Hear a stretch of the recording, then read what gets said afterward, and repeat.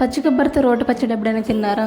నాకైతే చిన్నప్పటి నుంచి ఇది నా ఫేవరెట్ రోటి పచ్చడి. చిన్నప్పుడు హాస్టల్లో ఉన్నప్పుడు ఆ జారుడు ఉప్మాలు, ఆ నీళ్ళ కర్రీస్ అన్నీ తిని నోరంతా చెడిపోయినప్పుడు హాలిడేస్లో ఇంటికి వెళ్ళగానే మా అమ్మ నా కోసం వెరైటీ వంటకాలన్నీ చేసి పెట్టినా నేను మాత్రం పచ్చి కొబ్బరితో చేసిన ఈ రోటి పచ్చడి అడిగి కావాలని మరి చేపించుకొని తినేదాన్ని.